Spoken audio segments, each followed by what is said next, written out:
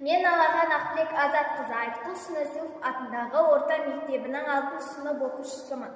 Менің отаныма менің бастамам атты шығармашылық жобалар байқауына менің ашық университеттерім номинациясы бойынша қатысамын. Бұл жобаның негізгі мақсаты оқушылардың кітап оқуға деген қызығушылығын арттыру, оқу мәдениетін қалыптастыру. Мен өзіме және басқа оқушыларға кітапты тек оқуға ғана емес, оны талдау, ой бөлісу, шығармашылық тұрғыда жеткізгім келеді. Оқуға құштар мектеп бағдарламасы байланысты Редикс жобасы осы мемлекеттік бағдарлама аясында жүзеге асып келеді. Электронды кітапханаларда оқушылар қалай қолданады?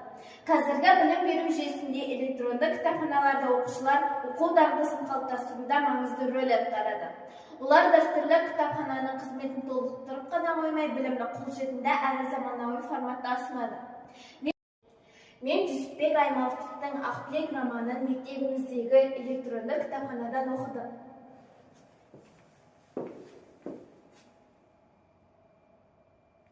Электронды кітапханалар арқылы оқушылар кез келген уақытта, кез келген жерде кітап оқи алады. Бұл әсіресе біз сияқты ауылдық жерлерде және кітап қоры шектеулі мектептерде тиімді.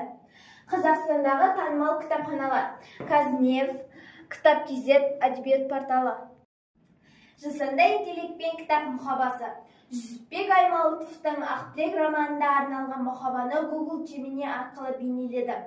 Google Gemini'ге мынандай промпт жаздым: дәстүрлі киім киген қазақтың қызы артында асқақ таулар мен кең байтақ даланың фонында тұрғанын бейнеле. Оның бет-әлпеті күрес пен өзгерісті және де кінәсіздік пен төзімділікті көрсет. Көңіл күйі эмоционалдық шабыттандыратын болуы тиіс. Мәдени шынайылық үшін жарықтандырудың айналасында нәзік қазақ ою-өрнектері қос. Және де оң жақтағы бұрышына QR-код жасап бер. Қолданыстағы Ақбілек романының мұхабасы осындай. Ал біздің Google Gemini арқылы жасаған кітаптың мұхабасы осылай. Бұл мұхаба оқушыларды кітапқа деген қызығушылығын арттырып, шығарманы жаңа көзқараспен қабылдауға мүмкіндік береді. Сонымен қатар ол ұлттық әдебиетті заманауи форматта насихаттаудың бір жолы ретінде қызмет атқарады. Жасанды интеллект пен бейнені жандандыру. Кейіпкер Ақбілек бейнесін жандандыру үшін Pixverse.ai жасанды интеллекттің қолдандым. Мұхабадағы суретті Pixverse.ai іс-қимылын келтіріп, үнсіз бейне жасап берді. Құрметті оқушылар мен кітап сүйер қауым.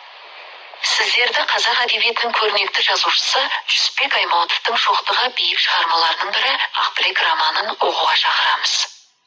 Бұл роман қазақ қызының тағдыры, қайсарлығы мен рухани күшін бейнелейтін әсерлі туынды. Ақбілектің өмір жолы арқылы сіз батылдықты, үмітті және адам жанының тереңдігін сезіне аласыз. Кітап оқу рухани байлыққа бастар жол. Ақбілек романын оқып, қазақ әдебиетінің асыл мұрасымен танысыңыздар. Осы жобада мен оқыған шығармам бойынша Quizizz қосымшасын қолдандым. Quizizz оқушыларға арналған интерактивті платформа. Оқушылар тест, ойын түріндегі тапсырмалар құрастыра алады. Мен Жүсіпбек Аймауытовтың Ақбілек романына байланысты сұрақтар дайындап, өз сыныптастарыма ұсындым.